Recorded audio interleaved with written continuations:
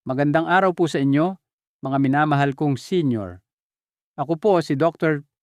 Benigno Manlapas, isang doktor na nakatuon sa pag-aalaga ng ating mga nakatatanda. Para sa karamihan sa atin, ang bawang ay isa lamang pampalasa, isang bagay na idinadagdag sa ating adobo o sinigang. Pero paano kung sabihin ko sa inyo na ang kaparehong butil ng bawang na nasa inyong kusina ay maaaring tahimik na magpababa ng inyong blood pressure, magpalakas ng inyong immune system, magpabuti ng inyong tulog, at suportahan pa ang inyong mga buto, lahat habang kayo ay nagpapahinga sa gabi. Nakakagulat, hindi po ba?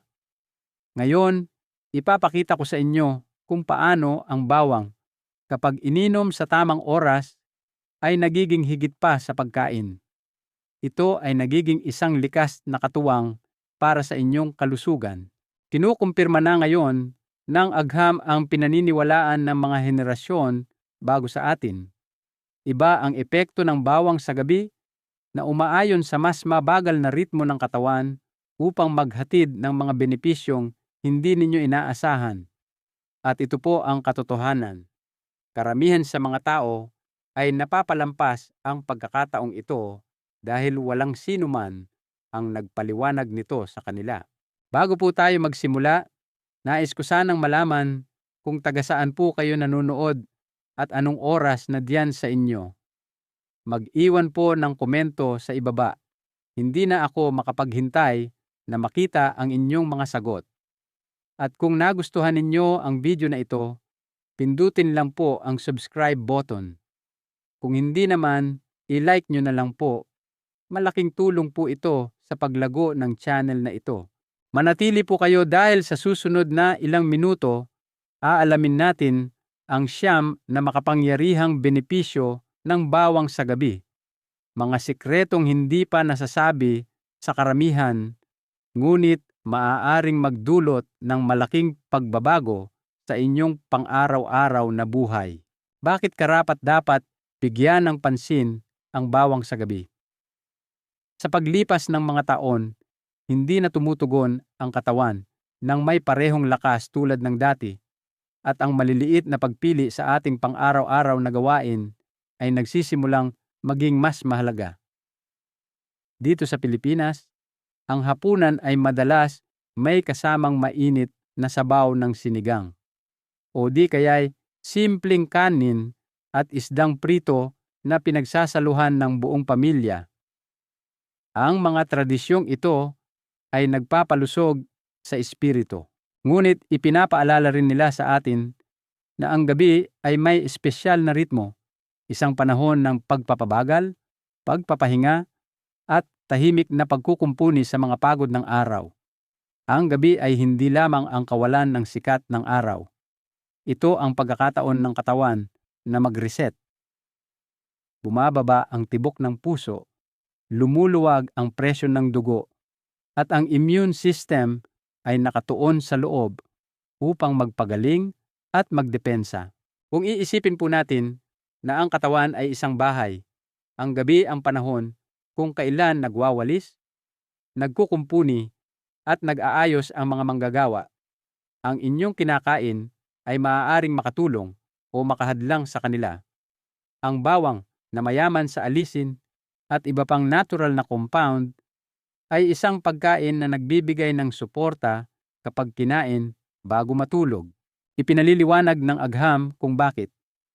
Ang pagpitpit o pagnguya ng bawang ay naglalabas ng alisin na nagpapabuti ng sirkulasyon, nagpapakalma ng pamamaga, at nagpapalakas ng depensa ng immune system. Sa araw, ang mga epektong ito ay nakikipagkumpetensya sa stress at patuloy na aktibidad. Ngunit sa gabi, ang katawan ay mas tahimik, mas handang tumanggap, at handa ng lubusang makinabang. Hindi rin maaaring balewalain ang emosyonal na bahagi. Ang mga senior sa Pilipinas ay madalas nagising sa gabi.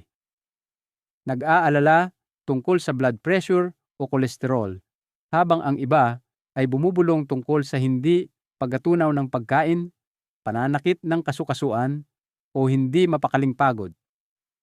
Ang bawang ay nag-aalok ng isang maliit at natural na hakbang na nagpapanumbalik ng pag-asa at pakiramdam ng kontrol. Si Mang Juan sa Batangas ay nagdaragdag ng bawang sa kanyang salabat sa gabi at nakakaranas ng mas mahimbing na tulog. Si Aling Nena sa Cebu ay naghahalo ng bawang sa maligamgam na gatas at gumigising na may panibagong lakas. Ang bawang sa gabi ay higit pa sa isang kwentong bayan. Ito ay tradisyon, agham, at banayad na karunungan na nagtutulungan. Ang bawang at ang immune system. Habang tumatanda ang katawan, unti-unting nawawala ng talas ang immune system na nag-iiwan sa maraming nakatatanda na mas madaling kapitan ng mga sakit na dati tila minor lang. Sa Pilipinas, ang pabago-bagong panahon, lalo na ang tag-ulan, ay nagdudulot ng pamilyar na pangamba habang tahimik na naghahanda ang mga senyor para sa mga ubo at sipon na tila mas tumatagal bawat taon. Ang mga alalahaning ito ay madalas na parang hindi maiiwasan. Gayunpaman, nag-aalok ang kalikasan ng mga kasangkapan na maaaring magpalakas sa depensa ng katawan sa banayad at maaasahang paraan.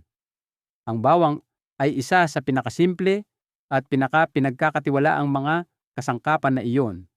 Kapag ang isang butil ay pinipitpit o nginunguya, naglalabas ito ng alisin, isang natural na compound na nagpapagana sa mga white blood cell. Ang mga immune cell na ito ay nagsisilbing mga sundalo na sumusugod upang labanan ang bakterya, mga virus, at iba pang mananakop na nagpapahina sa kalusugan sa paglipas ng panahon. Isang pag-aaral na inilathala sa Journal of Immunology Research noong 2015 ang kumumpirma na pinapahusay ng alisin ang paggana ng mga macrophage at lymphocyte, dalawang pangunahing tagapagtanggol ng immune system. Para sa mga senior, nangangahulugan ito na ang bawang ay higit pa sa pampalasa. Ito ay isang katuwang sa pang-araw-araw na proteksyon. Ang agham ay nakakakumbinsi, ngunit ang mga kwento ang nagpapatotoo rito. Si Aling Teresita, isang 72 taong gulang na lola mula sa Baguio, ay dating kinatatakutan ang bawat malamig na panahon. Madalas siyang magkaroon ng 2 o 3 sipon bawat taon na nag-iiwan sa kanya na pagod at mas umaasa sa iba. Sa mungkahi ng isang kaibigan, sinimulan niyang uminom ng maligamgam na tubig na may bawang, luya, at pulot-pukyutan bago matulog. Sa loob ng isang season, napansin niya ang mas kaunting araw na may sakit at gumising na may mas magaan na pakiramdam. Nagpapasalamat hindi lamang sa mas kaunting sintomas, kundi pati na rin sa tiwala na sinusuportahan niya ang kanyang katawan sa tamang paraan. Sa Cebu, ipinagpapatuloy ni Aling Nena ang nakagawian ng kanilang pamilya na paghahalo ng dinurog na bawang sa isang tasa ng maligamgam na gatas sa gabi.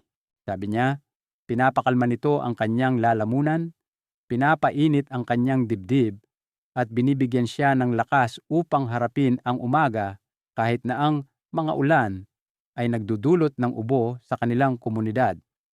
Ang mga kasanayang ito, na tahimik na naipasa sa mga henerasyon, ay sumasalamin sa kung ano ang kinukumpirma ngayon ng pananaliksik, na ang bawang ay maaaring mapahusay ang immune system ng banayad at epektibo. Para sa maraming senior, ang nakatagong pasanin ay hindi lamang ang sakit mismo, kundi ang kawalan ng magawa na nililikha nito. Ang pag-asa sa mga anak o kapitbahay para sa pangangalaga ay maaaring makapanlumo sa pamamagitan ng pagsasama ng bawang sa mga simpleng gawain sa gabi, maging sa gatas, sopas ng manok, o hinaluan ng pulot, nababawi ninyo ang isang sukat ng kontrol.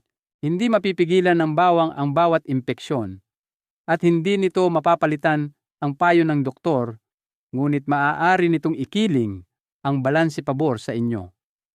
Isipin ito bilang isang pinagkakatiwalaang kasama na nag-aalok ng matatag na suporta sa gabi at nagpapaalala sa inyo na ang mabuting kalusugan ay abot kamay pa rin. Ang bawang at presyo ng dugo. Ang mataas na presyo ng dugo ay isa sa mga pinakakaraniwan ngunit tahimik na pakikibaka sa pagtanda na madalas na nagiiwan sa mga nakatatanda ng isang hindi nakikitang bigat ng pag-aalala. Sa Pilipinas, karaniwan ng makakita ng mga senior na nag-iingat ng digital monitor sa tabi ng kama na sinusuri ang kanilang mga reading ng maraming beses sa isang araw. Bawat numero na tumataas ay parang isang tahimik na alarma. Ang mga pamilya ay marahang nag-uusap tungkol sa hypertension na lalong naging karaniwan sa mga diet na mayaman sa asin, mga prito, at maaalat na sausawan. Kahit saan ka man nakatira, pareho ang alalahanin. Maaaring humantong ba ang mga numerong ito sa sakit sa puso o stroke? Ang bawang ay nagbibigay ng isang banayad at natural na anyo ng suporta sa laban na ito. Naglalaman ito ng mga sulfur compound, lalo na ang diallyl disulfide at sa allyl cysteine, na tumutulong na i-relax ang mga daluyan ng dugo, nagpapabuti ng sirkulasyon, at nagbabawas ng bigat sa puso. Madalas itong ipinapaliwanag ng mga siyentipiko sa isang simpleng larawan. Isipin po ninyo ang isang garden hose na may malakas na pressure biglang isinaayos para maging kalmado at tuloy-tuloy ang daloy. Ang dugo ay hindi na malakas na tumutulak laban sa matitigas na daluyan, bagkus ay gumagalaw ng may gaan. Isang pag-aaral na inilathala sa Trends in Pharmacological Sciences noong 2018 ang nag-highlight kung paano pinasisigla ng mga compound na ito ang paglabas ng hydrogen sulfide at nitric oxide, dalawang natural na kemikal na nagpapanatiling bukas sa mga ugat at protektado ang cardiovascular system. Para sa mga senior, ang emosyonal na bigat ng mataas na presyo ng dugo ay maaaring kasing bigat ng pisikal na panganib. Bawat reading ay maaaring parang isang hatol, isang paalala ng kahinaan, o isang senyales na ang kalayaan ay maaaring hindi magtagal. Ang bawang ay hindi pamalit sa iniresetang gamot, ngunit maaari itong magsilbing isang matatag na kasama na tumutulong sa katawan na mapanatili ang balanse sa pagitan ng mga pagbisita sa doktor at pang-araw-araw na pagkain. Ang mga totoong buhay ang naglalapit sa mensaheng ito. Sa Pampanga, si Mang Tomas, isang retiradong sundalo, ay nagsimulang magdagdag ng sariwang bawang sa kanyang mga ensalada sa gabi. Pagkatapos ng ilang buwan, naging mas matatag ang kanyang mga reading ng blood pressure at mas napanatag siya dahil alam niyang gumawa siya ng isang proaktibong hakbang. Sa Davao, natagpuan ni Mang Jose ang ginhawa sa pagpapakulo ng bawang sa kanyang sabaw gabi-gabi at unti-unting nangailangan ng mas kaunting pagsasaayos sa kanyang gamot. Para sa parehong lalaki, ang bawang ay hindi isang himala kundi isang maliit na ugali na nagbigay pabalik ng pakiramdam ng kontrol. Malinaw ang aral. Bagamat laganap ang hypertension, hindi ito lampas sa inyong impluwensya sa pamamagitan ng paggawa sa bawang na isang tahimik na bahagi ng inyong panggabing routine, maging sa sopas, ensalada, o ulam. Sinusuportahan ninyo ang inyong puso at ipinapaalala sa inyong sarili na ang kalusugan ay hinuhubog hindi lamang ng mga numero, kundi ng mga pang-araw-araw na pagpili na nagpapanatili sa inyong matatag at malakas, ang bawang at kolesterol. Ang kolesterol ay isang salita na madalas marinig ng maraming nakatatanda sa mga pagbisita sa doktor at madalas itong nagdadala ng tahimik na takot. Sa Pilipinas, ang mga talakayan tungkol sa sakit sa puso ay naging karaniwan sa mga pagtitipon ng pamilya habang mas maraming kamag-anak ang nahaharap sa mga issue sa puso. Ang hindi nakikitang pressure na ito ay nagpaparamdam sa marami na unti-unting nawawalan ng kontrol ang kanilang katawan kahit na sinusubukan nilang mamuhay ng maingat. Ang katotohanan ay natural na gumagawa ng kolesterol ang atay araw-araw at hindi ito palaging nakakasama. Kailangan ng katawan ang ilang kolesterol upang bumuo ng mga hormone at protektahan ang mga cell, ngunit ang labis ay maaaring tahimik na maipon sa mga ugat. Dito pumapasok ang bawang na may isang nakakatulong na balanse. Ipinapakita ng mga pag-aaral na ang mga compound ng bawang ay maaaring magbawas sa produksyon ng kolesterol sa atay habang tinutulungan din ang katawan na alisin ang sobrang kolesterol mula sa daluyan ng dugo. Isipin ito bilang isang banayad na katulong na gumagabay sa katawan upang mapanatiling matatag ang mga antas sa halip na hayaan itong tumaas ng walang kontrol. Ang mga benepisyo ay higit pa sa mga numero sa isang report. Ang pagpapababa ng kolesterol ay nagbabawas sa pangmatagalang panganib ng sakit sa puso. Isang bagay na labis na kinatatakutan ng mga pamilyang Pilipino habang sila ay tumatanda.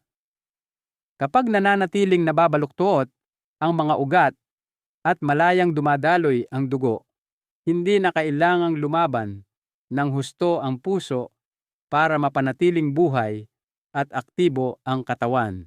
Nangangahulugan ito ng mas maraming enerhiya para sa mga pang-araw-araw na gawain, mas kaunting pagkabalisa tungkol sa mga komplikasyon sa hinaharap at higit na kapayapaan ng isip. May mga kwentong naglalapit sa pag-asang ito. Sa Maynila, minsan ay iminungkahi ng isang doktor sa isang matandang pasyente na kasabay ng gamot. Subukan niyang magdagdag ng bahagyang inihaw na bawang sa kanyang mga pagkain. Nakaramdam siya ng kapanatagan dahil alam niyang mayroon siyang maliit at natural na hakbang na maaari niyang gawin sa sarili. Sa maraming pamilya sa Visayas, matagal nang nagkahalo ng dinurog na bawang sa sinabawang gulay, hindi lamang para sa lasa, kundi para sa kalusugan. At ang mga nakatatanda ay nakakahanap ng ginhawa sa pag-alam na sinusuportahan nila ang kanilang mga puso sa mga tradisyong ipinasa sa mga henerasyon. Ang payo ay simple at banayad. Idagdag ang bawang sa kung ano na ang inyong kinakain. Ihagis ito sa isang sariwang ensaladang Pilipino na may suka at sibuyas o ihalo ito sa mainit na lugaw sa isang tahimik na gabi. Ang mga ito ay hindi malalaking pagbabago, kundi matatag at praktikal na mga hakbang na nagtatayo ng katatagan sa paglipas ng panahon. Kaya't habang ang kolesterol ay maaaring parang isang hindi maiiwasang hamon, nag-aalok ang bawang ng isang paalala na tumutugon pa rin ang katawan sa pangangalaga. Ang bawat butil ay isang maliit na gawa ng pag-iwas, isang pagpili na sumusuporta sa inyong puso ng walang paghuhusga, at isang tanda na ginagabayan ninyo pa rin ang inyong kalusugan ng may karunungan. Ang bawang laban sa pamamaga at pananakit. Ang arthritis at pananakit ng kasu-kasuan ay kabilang sa mga pinakakaraniwang pakikibaka sa pagtanda. At maraming nakatatanda ang tahimik na nagtitiis sa paninigas at pamamaga bilang bahagi ng pang-araw-araw na buhay. Sa Pilipinas, madalas na nagkukuwento ang mga senior tungkol sa mga umaga kung kailan mabigat ang pakiramdam ng kanilang mga tuhod na nagpapahirap sa pagbangon mula sa kama. Ang iba naman ay inilalarawan ang sumasakit na kasukasuan na lumalala sa panahon ng tag-ulan na nagiiwan sa kanila na hindi mapakali at pagod. Ang mga sakit na ito ay nagdadala ng higit pa sa pisikal na discomfort. Madalas itong may dalang takot sa pag-asa sa iba. Ang pag-aalala na mawala ang kalayaan at ang pagkabigo sa pagbagal. Nag-aalok ang bawang ng isang natural na kaalyado sa tahimik na labanang ito. Ang isa sa mga pangunahing compound nito, ang diallyl disulfides, ay napatunayang nagbabawas sa aktibidad ng mga enzyme na nagdudulot ng pamamaga.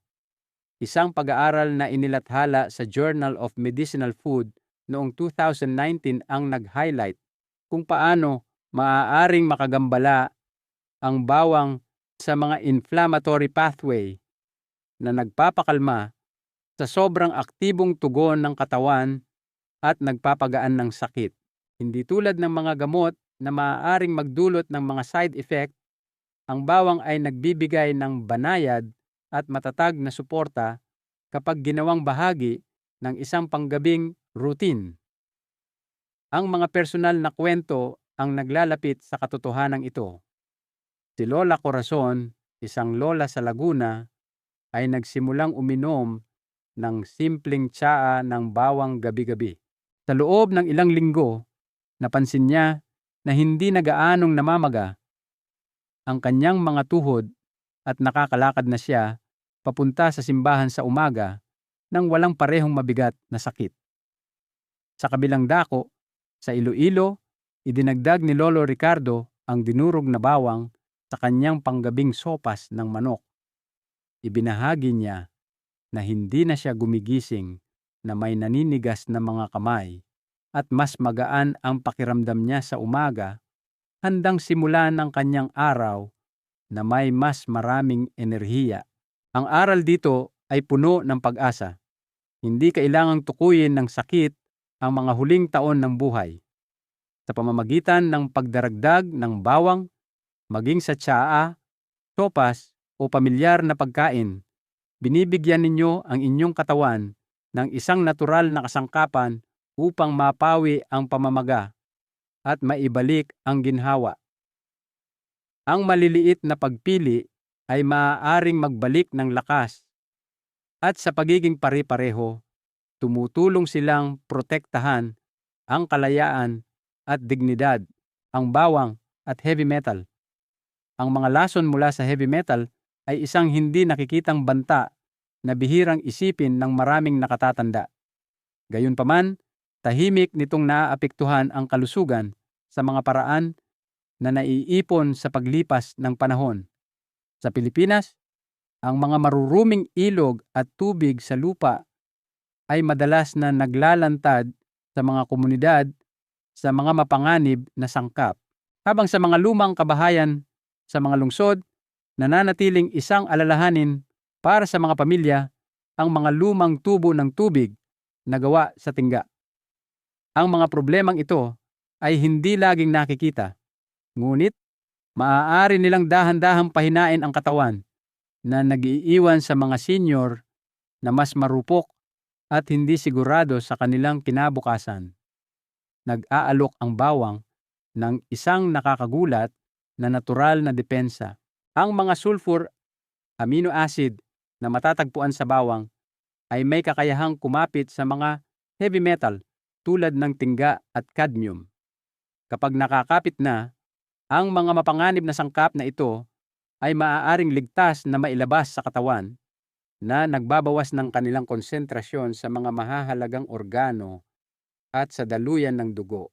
Isang pag-aaral na inilathala sa Basic and Clinical Pharmacology and Toxicology noong 2012 ang kumumpirma sa protektibong epekto na ito, na nagpapakita na ang suplemento ng bawang ay nakatulong na mapababa ang mga antaas ng nakalalasong metal at pag-aanining ang bigat na inilalagay nito sa nervous at cardiovascular system.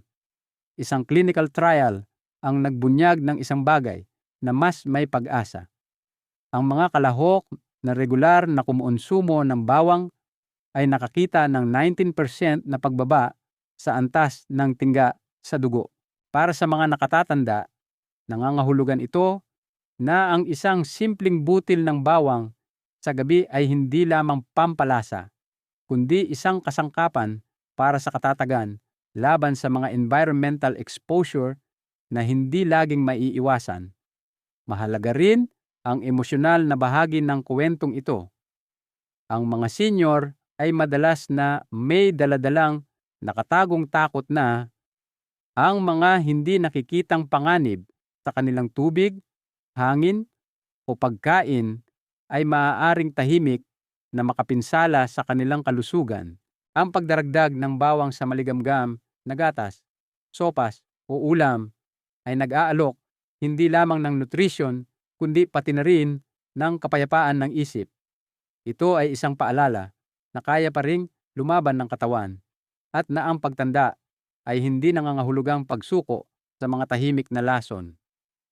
Sa bawang bilang bahagi ng isang panggabing routine, ang kalusugan ay hindi na parang tsamba, kundi mas parang isang pagpili. Ang bawang at kalusugan ng buto. Ang kalusugan ng buto ay nagiging isang tahimik ngunit patuloy na alalahanin habang tayo ay tumatanda, lalo na para sa mga kababaihan pagkatapos ng menopause, kung kailan ang natural na pagbaba ng estrogen ay nagpapabilis sa pagkawala ng buto. Sa Pilipinas, madalas na binabalaan ng mga doktor ang mga matatandang kababaihan tungkol sa osteoporosis, isang kondisyon na nagpapahina sa mga buto at nagpapataas ng panganib ng bali mula sa kahit maliliit na pagkahulog.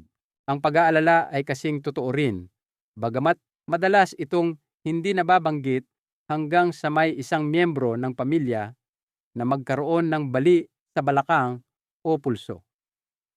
Ang takot sa likod ng mga kondisyong ito ay hindi lamang pisikal na sakit, kundi pati na rin ang pagkawala ng kalayaan, isang bagay na lubos na pinahahalagahan ng maraming senior.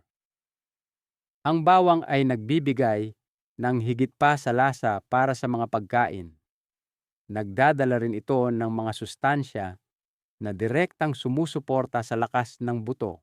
Mayaman ito sa vitamin B6, vitamin C, manganese at selenium, na bawat isa ay may papel sa pagpapanatili ng bone density at pagprotekta laban sa oxidative stress. Isang pananaliksik na inilathala sa Journal of Agricultural and Food Chemistry noong 2011 ang natuklasan na ang langis ng bawang ay makabuluhang nagbawas sa pagkawala ng buto sa mga daga na may kakulangan sa estrogen, na nagmumungkahi na maaaring makatulong ang bawang sa mga kababaihan na nahaharap sa katulad ng mga panganib pagkatapos ng menopause. Malinaw ang agham. Ang mga compound sa bawang ay gumagana kasama ang katawan upang pabagalin ang proseso ng paghina na nagbibigay sa mga buto ng mas maraming katatagan. Ipinapakita ng mga totoong kwento ang pag-asang ito. Si Susan, isang retiradong nurse sa Quezon City, ay nagsimulang magdagdag ng ginisa na bawang sa kanyang mga ulam pagkatapos basahin ang tungkol sa mga benepisyo nito. Sa paglipas ng panahon, mas naging kumpiyansa siya dahil alam niyang binibigyan niya ang kanyang mga buto ng karagdagang suporta bukod sa kanyang mga iniresetang suplemento. Sa Tarlac, kinagigiliwan ni Aling Shanti ang bahagyang inihaw na bawang kasama ang kanyang kanin sa gabi, isang kasanayang itinuro sa kanya ng kanyang ina. Sabi niya, hindi lamang ito nagdaragdag ng ginhawa sa kanyang pagkain, kundi tinitiyak din sa kanya na inaalagaan niya ang kanyang mga buto sa natural na paraan, nakapagpapatibay ng loob ang aral. Hindi kailangang maglaho ang kalusugan ng buto nang walang paglaban.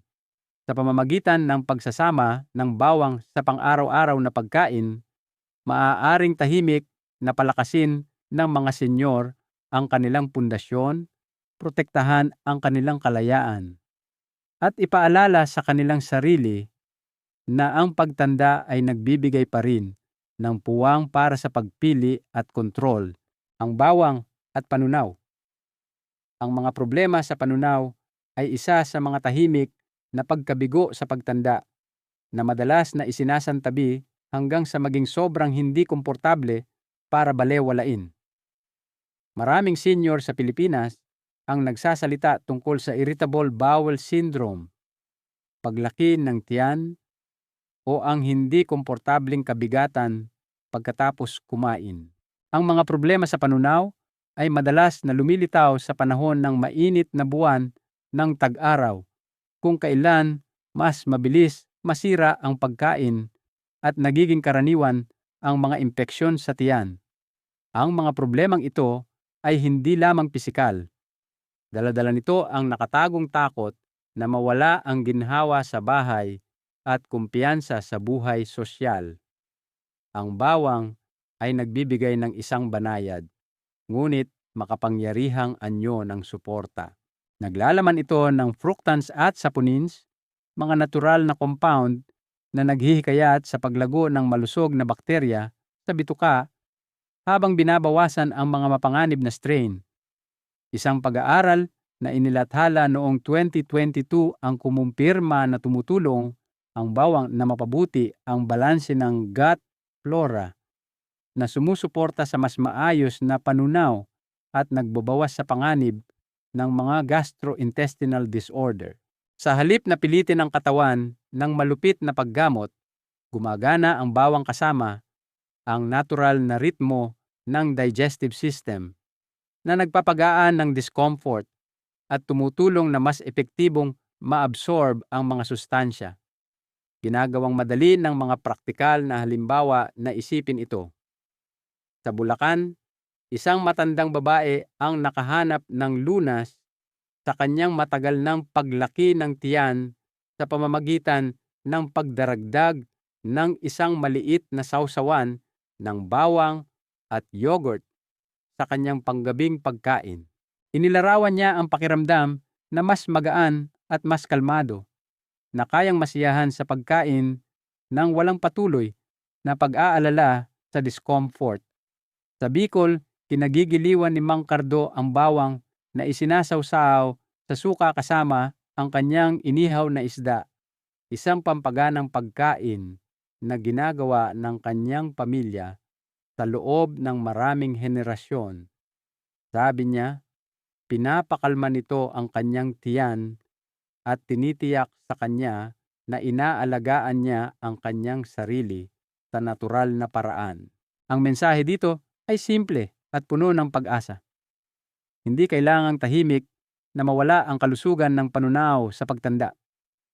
Sa pamamagitan ng paghahalo ng bawang sa mga sawsawan, ulam, o pamilyar na pagkain, maaari ninyong alagaan ang inyong bituka, pakalmahin ang discomfort, at ipaalala sa inyong sarili na ang ginhawa at lakas ay nananatiling abot kamay.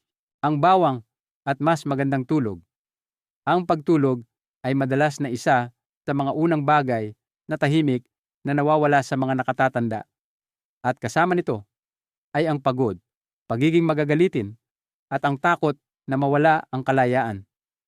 Maraming senior sa Pilipinas ang bumabaling sa mga sleeping pill, umaasa sa ilang oras ng pahinga. Ang mga pamilya naman ay umaasa sa maligamgam na gatas bago matulog, nagtitiwala sa tradisyon para pakalmahin ang katawan. Sa likod ng parehong kultura ay ang parehong pag-aalala na ang isang gabing hindi mapakali ngayon ay maaaring maging isang pangmatagalang pakikibaka bukas. Ang bawang ay nag-aalok ng isang nakakagulat na banayad na suporta para sa nakatagong problemang ito. Ang mga antioxidant nito ay tumutulong na bawasan ang oxidative stress, isang salik na kilalang nakakagambala sa natural na mga siklo ng pagtulog. Kasabay nito, hinihikayat ng bawang ang produksyon ng serotonin, isang neurotransmitter na nagpapakalma sa utak at naghahanda para sa mas malalim na pahinga. Sa halip na pilitin ang pagtulog tulad ng madalas na ginagawa ng mga tableta, gumagana ang bawang kasama ang natural na ritmo ng katawan na tumutulong sa inyong dahan-dahang makatulog sa isang mas matatag at mas nakapagpapanumbalik na gabi. Binibigyang buhay ito ng mga kwento. Si Roberto, isang retiradong inhinyero sa Metro Manila, ay nagsimulang uminom ng tsaa ng bawang gabi-gabi. Sa kanyang pagkagulat, di nagtagal ay nakamit niya ang 6 na buong oras ng tuloy-tuloy na tulog. Isang bagay na hindi niya naranasan sa loob ng maraming taon. Sa Ilocos, pinapainit ni Manang Angeli ang isang tasa ng gatas na may dinurog na bawang. Isang kasanayang itinuro sa kanya ng kanyang lola. Sabi niya ang ginhawa ng inumin ay nagpapakalma sa kanyang isip, nagpapatahimik sa kanyang katawan, at tumutulong sa kanyang matulog nang walang mga hating gabing paggising na dati niyang kinatatakutan. Nakapagpapatibay ng loob ang aral. Bagamat ang pagtanda ay madalas na nagdudulot ng mga bagong hamon, hindi ito nangangahulugang pagsuko sa mga gabing hindi mapakali. Sa pamamagitan ng pagdaragdag ng bawang sa mga pamilyar na ritual sa gabi, maging ito ay tsaa, gatas, o isang simpleng sopas, maibibigay ninyo sa inyong katawan ang kalmadong hinahangad nito. Maaaring bumalik ang tulog at kasama nito ang enerhiya at kalinawan na ginagawang sulit yakapin ang bawat bagong araw, ang bawang at kalusugang sekswal. Ang kalusugang sekswal ay isang paksa na maraming nakatatanda ang nag-aatubiling pag-usapan. Gayunpaman, tahimik nitong naaapektuhan ang kumpiyansa, mga relasyon, at ang pakiramdam ng sigla sa mga huling taon. Sa Pilipinas, ang mga talakayan ay madalas na nakasentro sa mga tradisyonal na pagkain na itinuturing na natural na aphrodisiac, kung saan madalas nakasama ang bawang bilang isang nagpapainit at nagbibigay enerhiyang sangkap. Sinusuportahan ng agham ang mga matagal ng paniniwalang ito.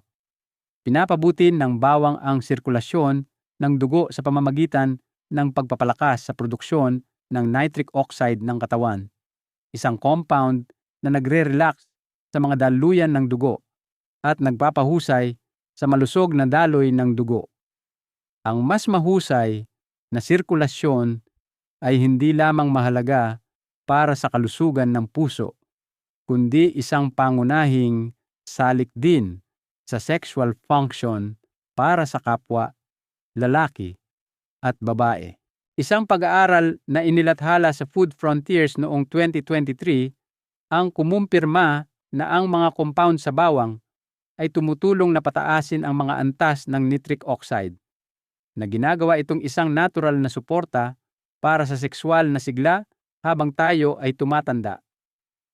Para sa maraming senior, ang emosyonal na bahagi ng isyung ito ay kasing halaga ng pisikal.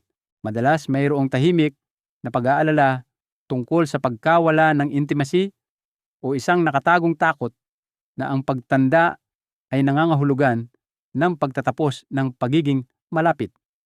Ang bawang ay maaaring hindi isang himalang lunas, ngunit nagbibigay ito ng isang maliit at natural na hakbang tungo sa pagpapanatili ng koneksyon at kumpiyansa. Ginagawang mas madali itong isipin ng praktikal na payo. Ang pag-ihaw ng 1 o 2 butil ng bawang hanggang sa lumambot at maging banayad. Pagkatapos ay kainin ito kasama ng isang magaan na merienda bago matulog ay maaaring maging isang simpleng ritual. Maaari itong ipahid ng bahagya sa isang piraso ng pandesal o maaaring kainin kasama ng isang piraso ng biskwit. Nakapagpapatibay ng loob ang mensahe. Hindi kailangang tahimik na maglaho ang kalusugang sekswal sa mga huling taon. Sa natural na suporta tulad ng bawang, maaaring alagaan ng mga nakatatanda ang intimacy, panatilihin ang kumpiyansa, at ipaalala sa kanilang sarili na ang pagtanda ay nag-iiwan pa rin ng puwang para sa pagiging malapit, init at kagalakan. Paano gamitin ang bawang sa gabi? Ang pag-alam sa mga benepisyo ng bawang ay kalahati lamang ng kwento. Ang kabilang kalahati ay ang pag-aaral kung paano ito gamitin sa isang ligtas at epektibong paraan. Ang bawang ay pinakamabisa kapag kinain ng hilaw dahil ang alisin ang compound na responsable para sa marami sa mga epekto nito sa kalusugan ay inilalabas pagkatapos itong durugin o tadtarin. Gayunpaman, ang hilaw na bawang ay maaaring maging masyadong matapang para sa mga sensitibong tiyan. Kaya, ang bahagyang pag-iihaw o paghahalo nito sa mga maiinit na inumin ay madalas na isang mas banayad na opsyon. Parehong paraan ay maaaring makatulong, bagaman mas maraming alisin ang napapanatili sa mga hilaw na butil kaysa sa mga luto. Para sa mga senior, mahalaga ang moderasyon. 1 hanggang 2 butil sa gabi ay karaniwang sapat na upang suportahan ang kalusugan nang hindi nagdudulot ng problema sa panunaw. Ang higit pa riyan ay maaaring minsan ay humantong sa discomfort, paglaki ng tiyan o heartburn na maaaring mas magpahirap sa pagtulog. Mahalaga rin ang timing. Ang pagkain ng bawang mga 30 minuto bago matulog ay nagbibigay sa katawan ng pagkakataong ma-absorb ang mga compound nito nang hindi nakakagambala sa inyong pahinga. Ang paghahanda ay may pagkakaiba. Ang pagdurog ng bawang at pag-iwan dito ng ilang minuto ay nagbibigay daan sa alisin na ganap na mabuo bago kainin. Mula doon, maaari kayong pumili ng paraan na komportable para sa inyo. Ang tsaa ng bawang na ginawa sa pamamagitan ng pagbabad ng dinurog na butil sa mainit na tubig ay nakapapawi at magaan. Ang inihaw na bawang na may olive oil ay madaling ipahid sa tinapay o biskwit para sa isang simpleng merienda. Ang maligamgam na gatas na may bawang na matagal nang ginagamit sa mga tahanang Pilipino ay nagbibigay ng parehong ginhawa at banayad na suporta sa panunaw bago matulog. Matalinong tandaan na ang bawang ay maaaring makipag-ugnayan sa ilang mga gamot, lalo na ang mga pampalabnaw ng dugo at mga gamot sa presyo ng dugo. Laging kumonsulta sa inyong doktor bago gawin itong isang panggabing ugali. Para sa mga nakatatanda, ito ay hindi lamang tungkol sa lasa, kundi tungkol sa pagbuo ng isang ligtas at maaasahang routine. Sa pag-iingat at pagiging pari-pareho, ang bawang ay maaaring maging isang maliit na ritual sa gabi na sumusuporta sa kalusugan, nagpapanumbalik ng kapayapaan ng isip, at nagpapaalala sa inyo na kahit sa mga huling taon, tumutugon pa rin ang katawan sa mga banayad na pagpiling ginawa ng may pagmamahal. Hayaan po ninyong tapusin ko ang ating pag-uusap ngayon sa isang mainit at magiliw na paraan. Napag-usapan natin ang tungkol sa bawang, kung paano nito masusuportahan ang inyong puso, panunaw, pagtulog, at maging ang inyong mga buto kapag ginamit ng matalino sa gabi. Ang mahalagang aral po dito ay ito: ang maliliit na pagpili na ginagawa natin araw-araw ay may malaking epekto. Ang pagtanda ay hindi nangangahulugan ng pagsuko. Mayroon pa ring mga paraan upang alagaan ang ating sarili at ang katawan ay kayang tumugon ng may lakas at pasasalamat. Ngunit nais ko rin pong ipaalala sa inyo na ang lahat ng ibinahagi ko rito ay para sa impormasyon lamang. Kung mayroon kayong kondisyong medikal o mga nakababahalang sintomas, ang pinakaligtas na hakbang ay palaging umupo at makipag-usap sa inyong doktor upang makakuha ng gabay na angkop sa inyong personal na kalusugan. Isipin po ninyo ang narinig ninyo ngayon bilang isang banayad na kaalaman, hindi bilang isang reseta. Bago po tayo magtapos, nais ko sanang malaman kung ano ang pinakainteresado kayo para sa ating susunod na pag-uusap. Kung gusto ninyo ng mga tips tungkol sa mahihinang buto at kung paano maiiwasan ang mga bali, i-type po ang numero 1 sa mga komento. Kung ang paghina ng memorya at demensya ang nasa isip ninyo, i-type po ang numero 2. At kung nais ninyong tuklasin kung paano palakasin ang utak sa mga huling taon, i-type po ang numero 3. Ang inyong boses ay makakatulong na hubugin kung ano ang ating ibabahagi ng sama-sama sa susunod. At panghuli, kung nakatulong po sa inyo ang video natin ngayon, mangyari po sanang mag-subscribe sa channel. Pindutin ang bell para hindi ninyo makaligtaan ang mga update at ibahagi ito sa isang kaibigan o mahal sa buhay na maaaring nangangailangan din ng mga banayad na paalalang ito. Sama-sama po tayong naglalakbay sa landas na ito ng kalusugan. At minsan, ang isang maliit na salita na ibinahagi sa iba ay maaaring magpagaan ng kanilang araw.